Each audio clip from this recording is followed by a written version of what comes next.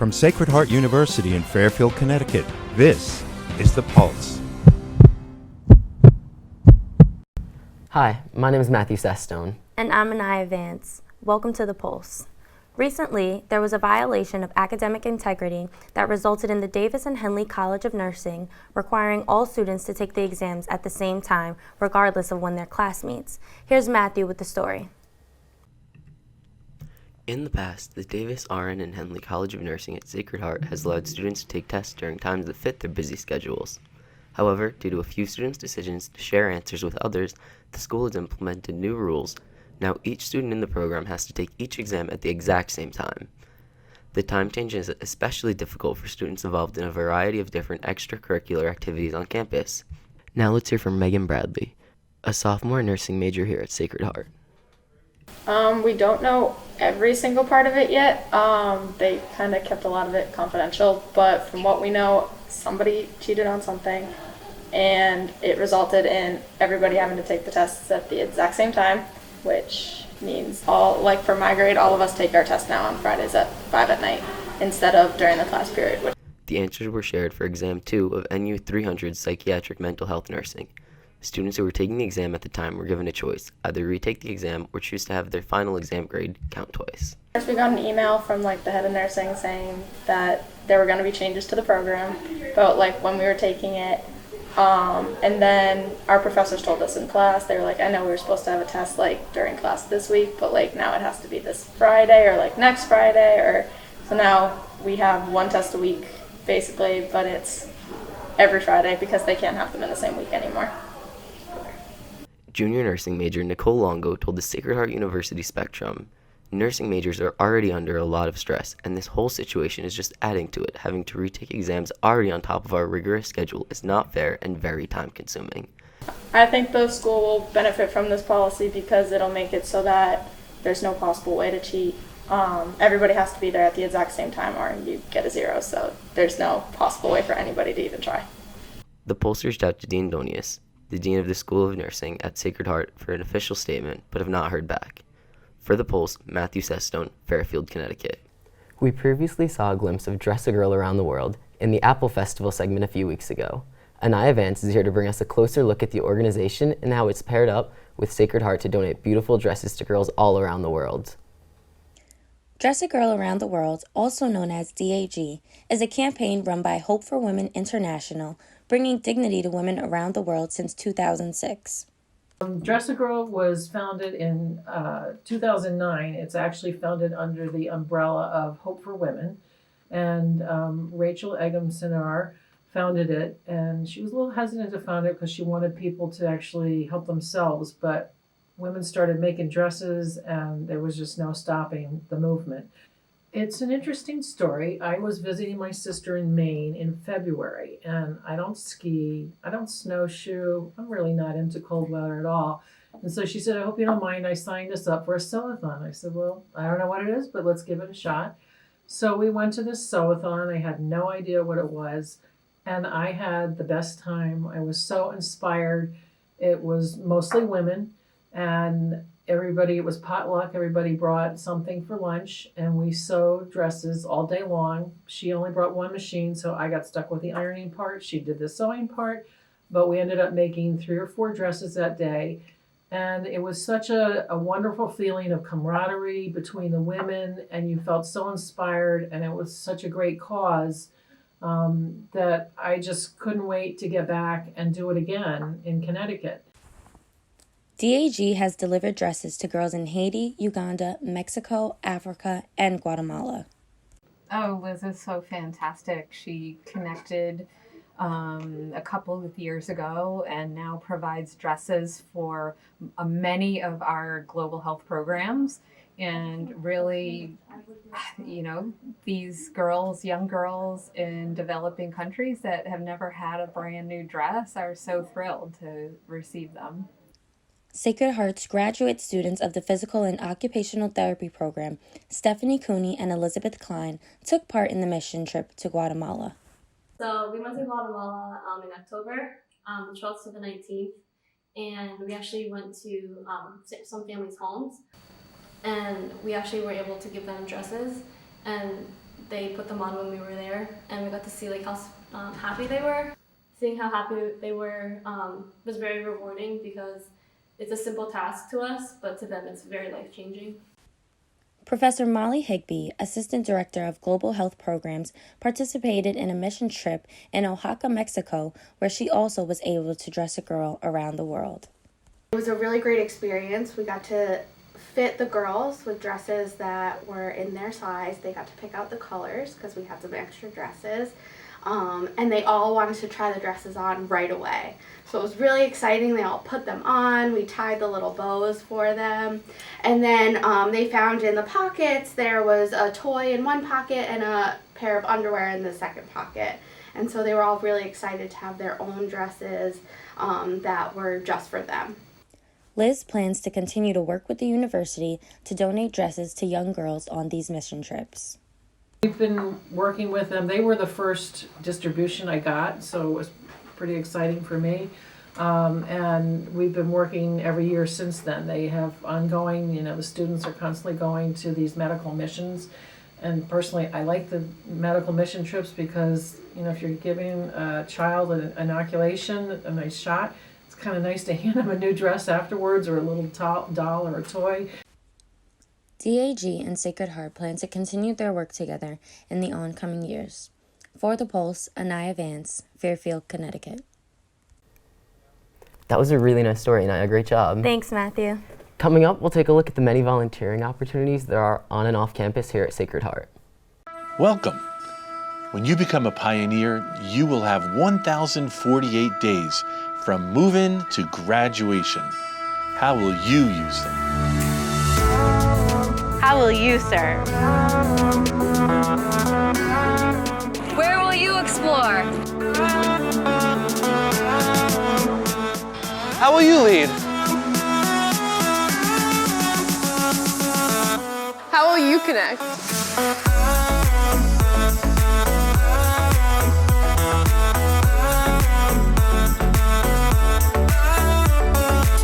How will you express yourself?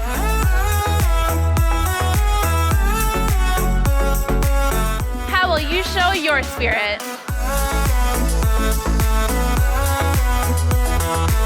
What will you make?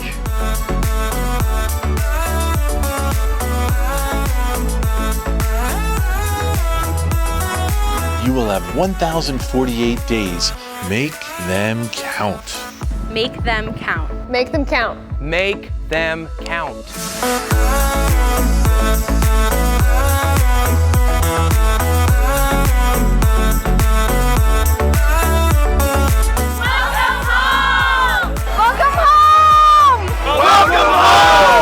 Welcome home. Welcome home. Welcome home.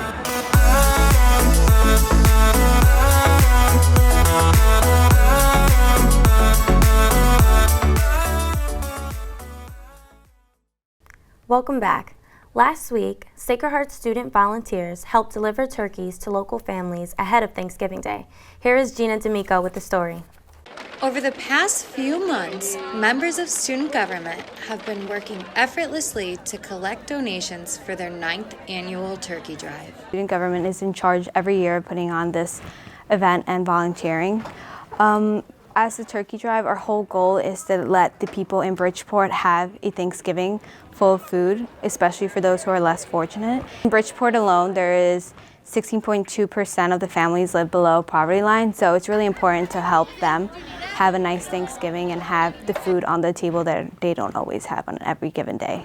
This holiday season, students aim to achieve their goal to help local families feed their loved ones this Thanksgiving. Out of all of the 8 previous years, we fed around 5,000 families.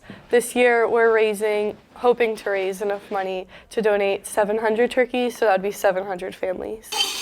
Donate for the turkey drive! Student government has held multiple fundraising events to help reach their goal. We've been preparing for this since mid-September, and we've had various fundraisers like Most, Chipotle, Krispy Kreme, Next Level Nutrition. We also can at the football games, the hockey games. And we're also walking through all the res halls this week, and whichever residence hall donates the most money gets an all-hall ice cream event. All of the turkeys will be divided amongst 2 parishes located in Bridgeport. So we purchase the turkeys from a local grocery store. It's usually ShopRite or Stop and Shop, one of the ones right near here. And then we get them in a truck and they're delivered to the church on the day of. The first church we go to is St. Charles. We'll distribute half of the turkeys there and then we'll bring the rest over to Blessed Sacrament. And then they'll distribute them the next day. They have like a freezer truck there, so they get to store them overnight. Preparing for the annual turkey drive is a team effort for all involved. I think it's really important that students are involved, and it's really nice that the students get to give back, especially because so many of us are already, we don't even think about how we are getting food on Thanksgiving, and it's not a worry that we have to think of. I know, for instance, one of the canning events, we go around dorm to dorm and ask, do you have any pennies, $1? It all makes a change. And this one girl, a couple girls, they gave me a whole, their piggy bank, which is full of change, and just donated it. So it's really nice because even the little coins, they make a big impact. And it's like $1, a penny, it's still gonna make the change that we need. Giving back to local neighbors is important to Sacred Heart students. One of the core values of the university is the promotion of the common good of society, and it's just one of the many ways that Sacred Heart students are able to give back to their local community and get involved. I want to thank God for all the students from Sacred Heart who do marvelous work. They provide for the community and give so much to us, and we thank them from our bottom of our hearts. Thank you. Thank you. The 2019 Turkey Drive was a success. Sacred Heart Student Government has doubled their goal of 700 turkeys, raising 1,500 turkeys for the community. For The Pulse, Gina D'Amico, Bridgeport, Connecticut. The local community often comes together to help bring extra magic and light into the homes of its residents each year. The Community Dining Room of Brantford, Connecticut is hosting a local food and clothing drive this holiday season. Here's Kara Hoyt with more information on how to donate and get involved. The Community Dining Room in Brantford, Connecticut provides many opportunities for members of the Connecticut shoreline community. On a daily basis, they serve between 50 to 60 meals during the 12 p.m. hour. They also deliver pre-made to-go meals each week to qualifying community members. Hi, my name is Tabitha Brown and I work for the Community Dining Room as a volunteer/program coordinator. Have a home delivery program specifically set to Brantford, and we have a satellite program in North Brantford where we deliver meals once a week. The dining room is always looking for volunteers to help work in the dining room and in the kitchen. Community Dining Room only has 4 paid staff. That means that the dining room runs 365 days on volunteer staff, volunteer home delivery drivers, volunteer meal preppers, volunteer cooks, volunteer servers. There is a rotating staff of 400 volunteers depending on what the program needs. Most kitchen workers are volunteering to help make their community a better place. And I'm quite happy to say that and try and keep them as nutritious as possible, our meals. During this upcoming holiday season, local businesses, schools, and community groups are making donations to the holiday drive conducted by the CDR. Our pantry in the kitchen, and the pantry holds all our dry goods and produce, most of which is donated by local citizens as well as from businesses who hold food drives. This time of year for Thanksgiving and Christmas, they do tremendous amount of good for us.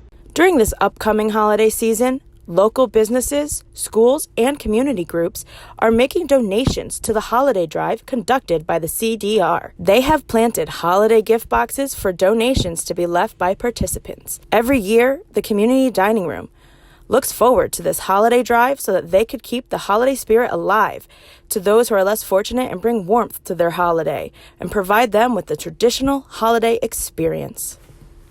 For more information about becoming a volunteer, feel free to contact the Community Dining Room. Things. We can always use extra volunteers. Take a moment, be kind, come in, come see me, and we'll get you started on a very rewarding opportunity here at the dining room.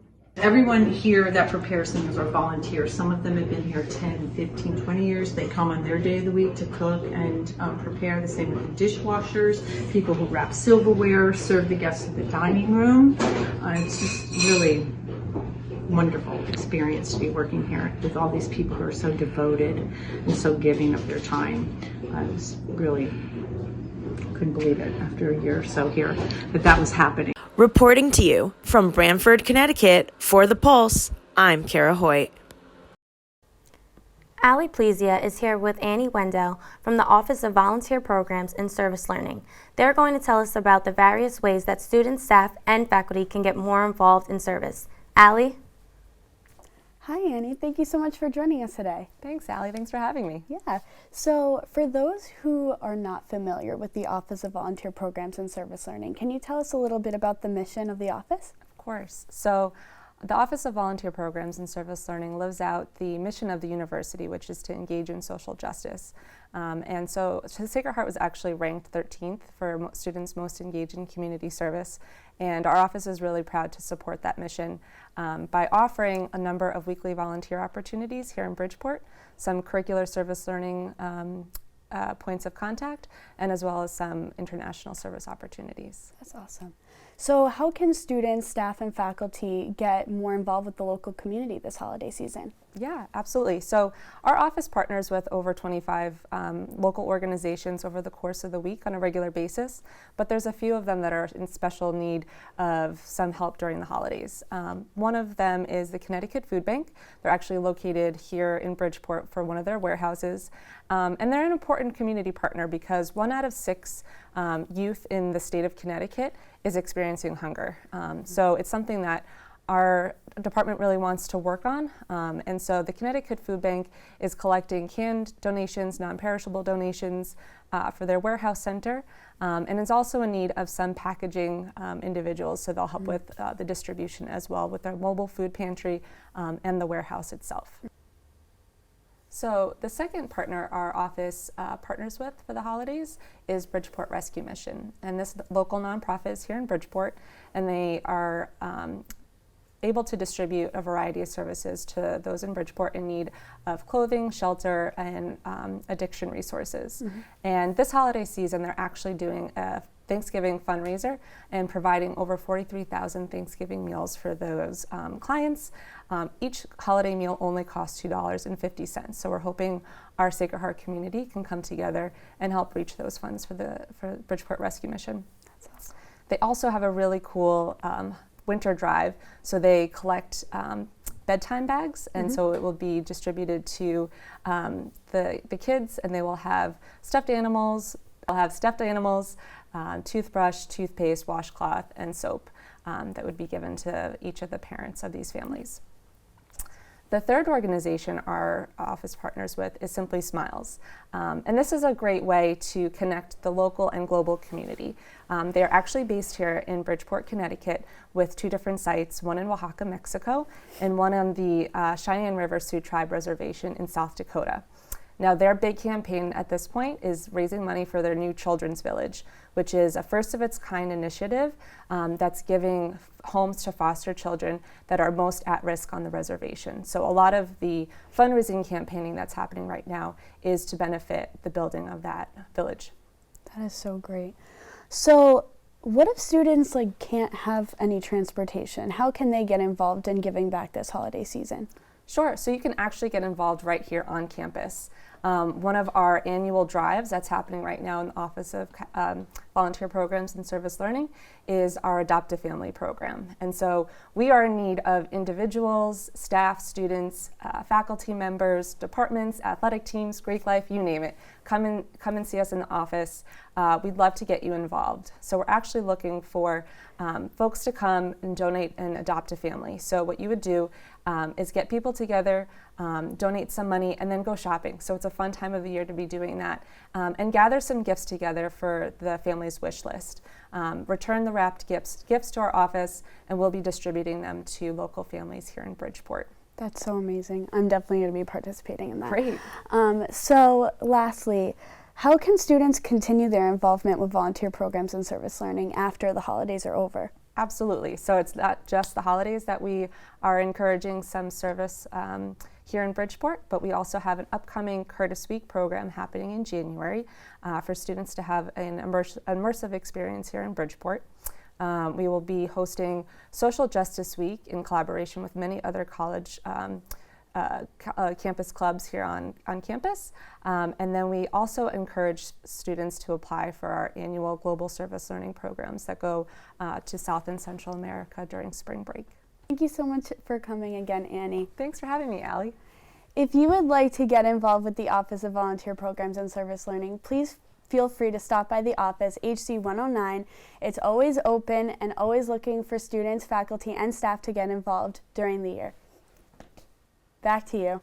Later in the program, we'll find out what SHU students are thankful for this holiday season. We'll be right back. Welcome. When you become a pioneer, you will have 1,048 days from move-in to graduation. How will you use them? How will you serve?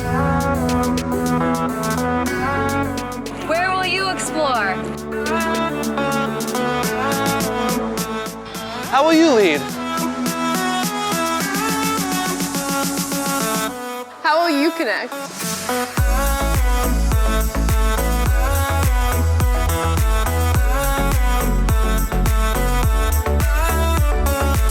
How will you express yourself?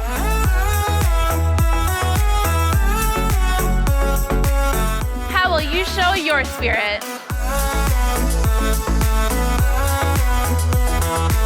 What will you make?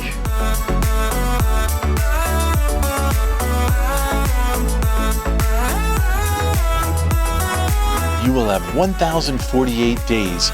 Make them count. Make them count. Make them count. Make them count.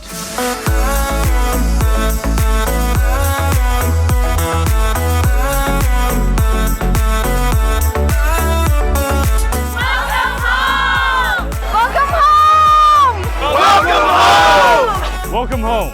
Welcome home. Welcome home.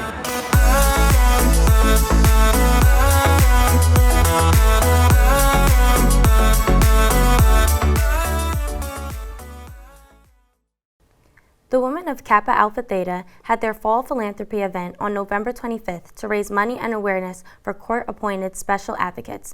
Here's Nicole Bott with the story.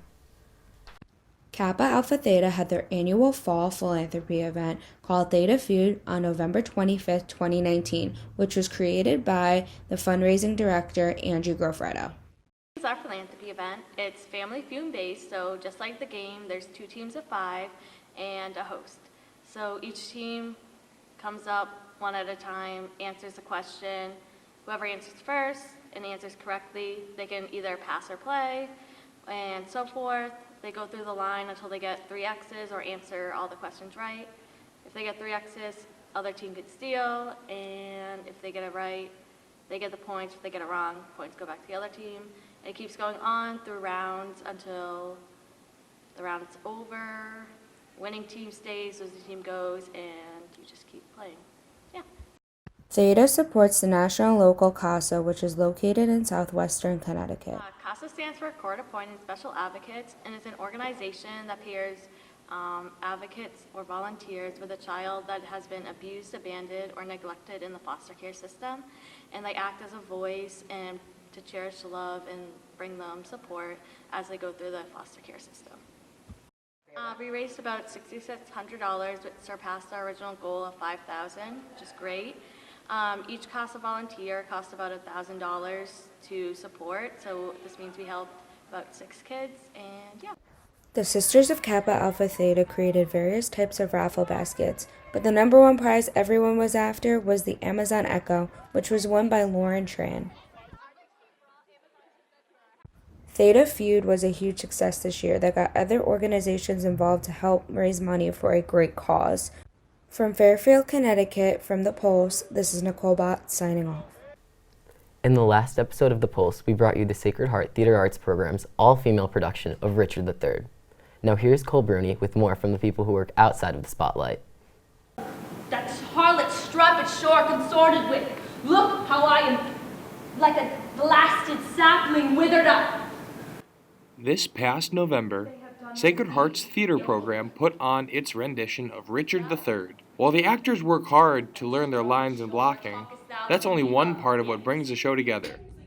We took this opportunity to get to see the people behind the scenes and ask the crew of the show about their experiences. When I first came to Sacred Heart, I only performed. I was only on stage. I decided to do something backstage for once, and when I did it, I was doing lighting board operator, so just hitting a button, making the cues go one after the other. And I kind of liked having the other side of not just on stage, but also the behind the scenes. I like how I'm able to be well-rounded in this kind of field and have the perspective on both sides, on stage, off stage, everything. And during one of my media classes with Professor Russo, we did a live TV show and I was the director. I found a similarity between directing live TV and stage managing live theater. I found a very similar connection, so I figured, why not try this? I was an actress all throughout high school, and when I came to Sacred Heart, I really wanted to get involved right away. So the first show that I did was the Comedy of Errors, which was actually a Shakespeare show with John, so it's kind of full circle. So from then I've done behind the scenes, I've done just like stage crew, I've done costumes, I've been head of costumes, and I actually stage managed my first show this semester, so that was really cool. I mean, every aspect is just a great time, whether it's being on stage, being behind the scenes, because theater is like a family no matter where you are, and I think that it's something that has been so important to the development of my character and who I am today, that it's something I fell in love with and that I'll never stop doing. I started off as an actor, and I started doing, different. I love to learn more about like the stage craft in terms of theater and stuff, and I always had this passion for creating things. Like, create's my favorite word, and just being able to make things and sort of being able to sort of combine those two things to enhance this experience that I already enjoyed doing was really cool. So that's how I sort of got into it. I'd love to do like video editing, some kind of music production, something along those lines. And with every show that I do, you gain more experience, you gain more inspiration, you gain more of an idea of things that you might want to do going forward. While not seen as much as their on-stage counterparts, the crew of Richard III are a huge part of what makes the show great. For The Pulse, Cole Rooney, Fairfield, Connecticut. Married to a king, a bachelor. We returned our thoughts to the Thanksgiving holiday, and we decided to survey the Pulse staff and ask the question, what are you thankful for this year?